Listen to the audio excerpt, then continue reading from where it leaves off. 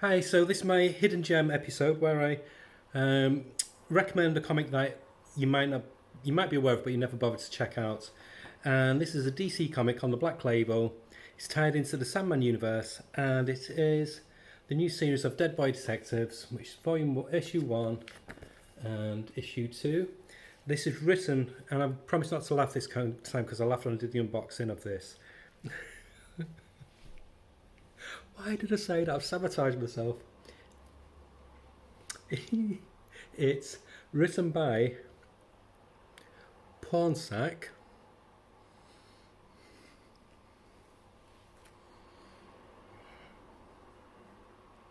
Pornsack. Pichet Hoti. I think I've said it right, and I don't want to be insulting to somebody's name, but I can't help it with the first name, but the last name, because I most likely have pronounced it incorrectly, and I do apologise if I did.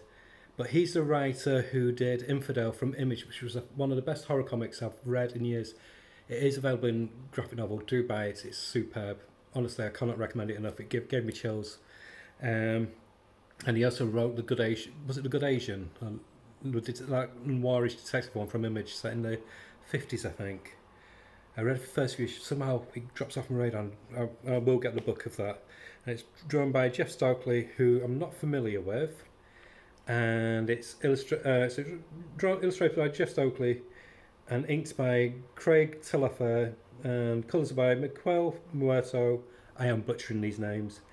And lettering is by Hassan Otsmain Elur. See, I apologise to every one of those people.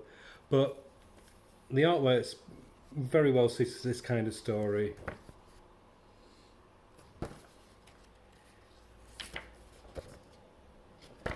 That's from the second issue.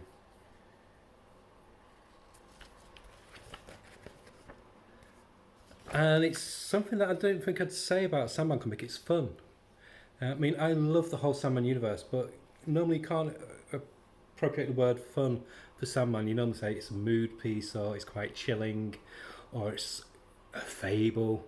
But this is fun. It's almost like a potty mouthed Scooby Doo, and I love that element. And what I like about it is the writer. He's Thai. He's of Thai descent, so he's brought in the Thai culture as part of the ghosts that are in this series. So that's really interesting as well. So you're seeing supernatural lore from maybe an area of the world that you're not familiar with. And I love anything like that. So it's totally different to say Japanese horror or Korean horror. It's completely independent to itself, and it's so interesting. I don't want to go into it too much because it will spoil the story. But I want to read. I've read the Dead Boy Detectives ages ago, but I want to reread them now because I forgot what fun these two characters are. So basically, they're both the dead boys and they start for detective agency, but they can be seen if they really concentrate hard enough. They can make themselves seen by people, but it's quite clever because they also basically use that maxim of where children should be seen and not heard, but they're also not seen and not heard. So they've really got a shout to project themselves so people can see them. But basically, they get hired by this young boy to find this missing girl. And it turns out this missing girl's not all she sees. You find out what she is and who the other characters in this are.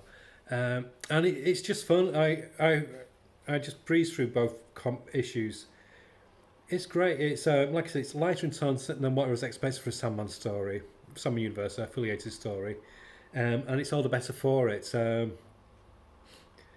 I'd say Dead Boy Detectives are some of the quirkiest characters that ever got created in the Sandman universe.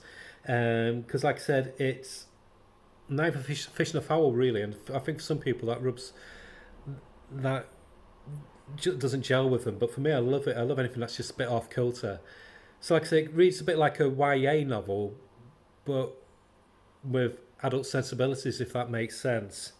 So it deals with things like, which is weird for a ghost story. It deals with things like relationships, unrequited love, not because of where you were born, not being able to be open about your own feelings, about your own sexuality, through the tropes of a ghost story, of an adventure story. Um, and the interplay between the two main protagonists, the two boy detectives, are so good because they're so different. One's a California, I think he's Californian, one's a English lad who died decades before the Californian lad did, and the Californian lad died in the early 90s, I think.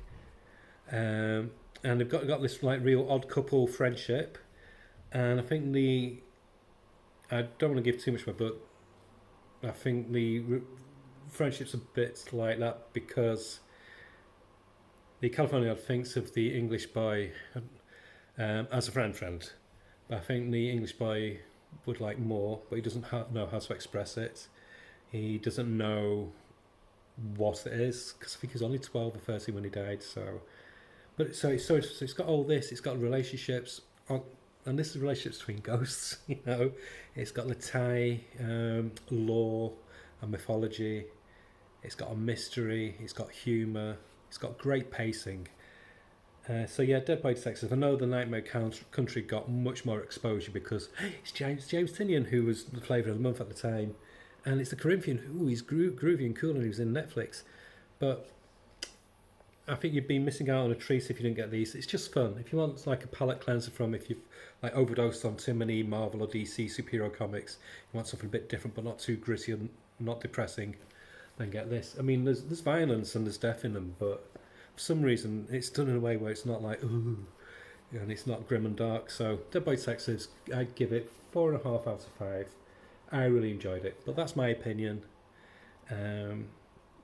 Make your own opinion about it. In your eyes, I could be wrong, but I just found it so enjoyable. So my hidden gem of the week is Dead by Texas. Okay, thank you. Bye.